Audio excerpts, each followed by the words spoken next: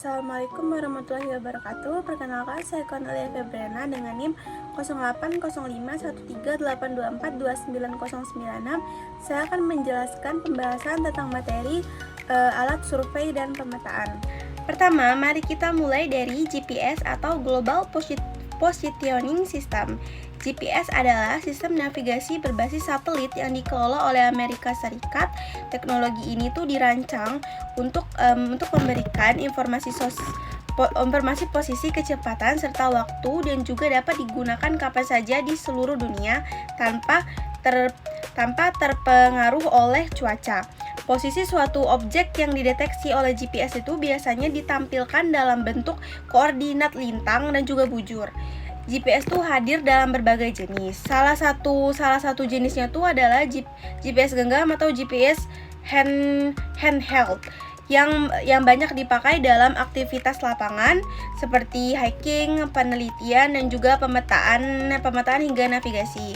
Alat ini tuh dilengkapi fitur penentu posisi, penyimpanan titik koordinat atau waypoint, navigasi rute, dan bahkan sering dibekali kompas elektronik serta altimeter. Nah, dari segi akurasi, GPS genggam tuh bisa menampilkan posisi dengan ketelitian beberapa meter. Selain itu, ada juga GPS profesional seperti Trimble TDC 600. Alat ini tuh digunakan dalam survei tanah, pemetaan teknis, pertanian presisi, hingga konstruksi dengan teknologi real time kinematik atau RTK. Nah, Trimble tuh bisa mencapai ketelitian hingga hitungan sentimeter. Alat ini tuh juga mendukung integrasi dengan JIS. Secara umum, fungsi GPS tuh adalah menerima sinyal dari satelit, menentukan posisi, menampilkan lokasi geografis, menghitung jarak tempuh, serta menunjukkan kecepatan dan juga menampilkan waktu secara real time. Baiklah, selanjutnya saya akan menjelaskan pengertian dari kompas. Selain GPS, ada juga kompas, yaitu alat navigasi yang memanfaatkan medan magnet bumi untuk menentukan arah. Berdasarkan bentuknya, kompas itu dibagi menjadi dua, yaitu kompas analog dan juga kompas digital. Nah, kompas analog tuh menggunakan jarum magnet, sedangkan kompas digital tuh bekerja dengan sensor elektronik. Kompas analog tuh memiliki beberapa jenis, contohnya tuh kompas lensa sederhana dan juga murah, tetapi ketelitiannya tuh terbatas. Lalu kompas bidik atau prisma lebih akurat karena bisa menggunakan suatu medan nyata. Lalu ada kompas orientaring, biasanya digunakan bersama dengan peta karena alasnya tuh transparan.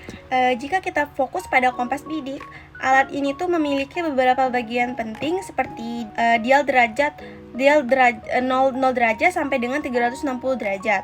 Tutup dial dengan garis bidik visir untuk membidik sasaran. Lalu ada kaca pembesar jarum magnet penunjuk utara serta pegangan agar stabil saat digunakan. Lalu saya akan menjelaskan cara penggunaan kompas bidik. Yang pertama, letakkan kompas di permukaan datar agar jarum bisa menunjukkan arah utara magnet. Setelah itu, arahkan visir ke objek atau sasaran, lalu baca sudut derajatnya melalui kaca pembesar. Misalnya, jika objek berada di 30 derajat, maka jalur perjalanan ditetapkan ke arah 30 derajat. Selain itu, penting juga menentukan back atau sasaran balik. Caranya, jika arah kurang dari 180 derajat, tambahkan 180 derajat. Jika lebih dari 180 derajat, kurangi 180 derajat. Misalnya, jika perjalanan ke arah 30 derajat, maka arah baliknya itu 210 derajat. Dengan cara ini, kita tuh bisa kembali ke titik awal dengan aman. Baiklah, lalu saya akan menjelaskan tentang perbandingan GPS dan juga kompas. Nah, dari penjelasan tadi tuh bisa kita lihat bahwa GPS dan kompas tuh memiliki kekurangan dan juga kelebihannya masing-masing. Nah, untuk GPS tuh memberikan teknologi modern yang akurat, cepat, dan juga penuh fitur. Sedangkan kompas tuh dia tuh lebih sederhana, tidak butuh sinyal atau baterai, dan juga tetap bisa diandalkan dalam kondisi darurat. Keduanya tuh saling melengkapi, terutama dalam kegiatan survei dan juga pemetaan. Baiklah, setelah dari pemaparan tadi itu saya akan memberikan kesimpulan yang menjawab dari tujuan manfaat yang ada di modul. Berdasarkan materi tadi dapat diambil kesimpulannya bahwa GPS dan juga kompas itu merupakan alat penting dalam survei dan juga pemetaan yang berfungsi untuk menentukan posisi, arah, serta orientasi di medan sehingga membantu proses pengambilan data secara lebih akurat.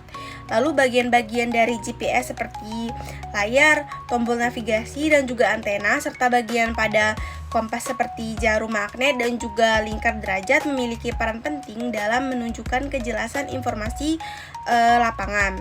Lalu penggunaan GPS dan juga kompas dalam praktikum ini tuh memberikan manfaat nyata dalam memahami cara kerja instrumen survei dan juga pemetaan sehingga data posisi dan juga arah dapat diterapkan langsung pada kegiatan pemetaan. Setelah itu saya akan memberikan saran. Saran saya tuh sama seperti pada materi peta dan analog karena materinya tuh dilakukan pada jam dan juga hari yang sama. Sebagai saran, karena ini praktikum pertama, menurut saya penjelasannya tuh masih agak sedikit sulit dimengerti karena materinya tuh agak berat. Tetapi para asisten tuh sudah menjelaskan materi dengan sangat baik dan juga untuk para praktikan tuh kondisinya sudah sangat kondusif sehingga ngebuat suasana tuh jadi lebih nyaman.